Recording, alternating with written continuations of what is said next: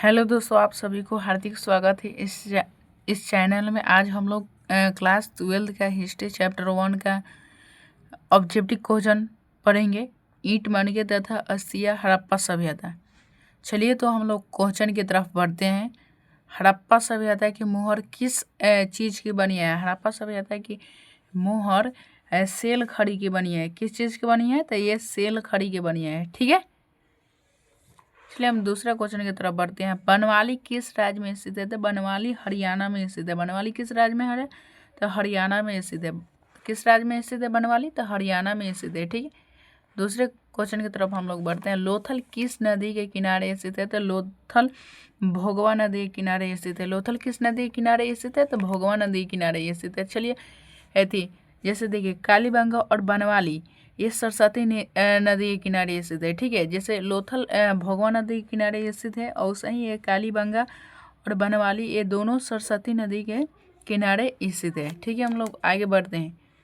सिंधु घाटी के लोग किस धातु का ज्ञान नहीं था? सिंधु घाटी के जो लोग थे किस धातु से परिचित नहीं थे, नहीं जानते थे? तो लोहा से उन लोग परिचित नहीं थे। ठीक है, लोहा के बारे में उन लोग को ज़्यादा ज्ञान नहीं था। चलिए दूसरा क्वेश्चन की तरफ बढ़ते हैं। हड़प्पा सभ्यता किस युग का सभ्यता था? हड़प्पा सभ्यता कांस्य युग का सभ्यता है। किस युग का सभ्यता है? ये कांस्य युग की सभ्यता है। ठीक है, चलिए हम लोग दूसरे क्वेश्चन की तरफ बढ़ते हैं। हड़प्पा सभ्यता के लोग उपासना करते थे, माने किसका पूजा करते थे? तो वो मातृ देवी का पूजा करते थे। ठीक है, हड़प्पा सभ्यता किस देवी का पूजा करते थे? मातृ देवी का। मातृ देवी मतलब काली जी का पूजा करते थे लोग। ठीक है, हड़प्पा सभ्यता का स्वरूप क्या है? तो हड़प्पा सभ्यता यह एक शहरी सभ्यता है। ठीक है, हड़प्पा सभ्यता कैसे सभ्यता है? तो यह एक शहरी सभ्यता है। चलिए हम लोग दूसरे क्वेश्चन की तरफ बढ़ते हैं। हड़प्पा सभ्यता का सबसे बड़ा नगर कौन था? हड़प्पा सभ्यता का सबसे बड़ा नगर मोहनजोदड़ो था। ठीक है, मोहनजोदड़ो को मृतकों का टीला बोला जाता है। ठीक है, इनको मृतकों का टीला बोला जाता था। इनको मृतकों का टीला बोला जाता था। ठीक है, हड़प्पा सभ्यता का खोज किसने किया था? हड़प्पा सभ्यता का खोज दयाराम साहनी ने किए थे। हड़प्पा सभ्यता का खोज किसने किया था? दयाराम साहनी ने किए थे। चलिए हम लोग दूसरे क्वेश्चन के। हड़प्पा किस नदी के किनारे स्थित है? तो हड़प्पा यह रावी नदी के किनारे स्थित है। ठीक है, हड़प्पा सभ्यता अगर पूछेगा तो यह सिंधु नदी के किनारे बोलिएगा लोग। ठीक है, हड़प्पा एक ऐसी शहर है। ठीक है, और हड़प्पा सभ्यता बोलेगा तो वह एक सिंधु नदी के किनारे स्थित है। ठीक है, चलिए हम लोग दूसरे क्वेश्चन की तरफ बढ़ते हैं।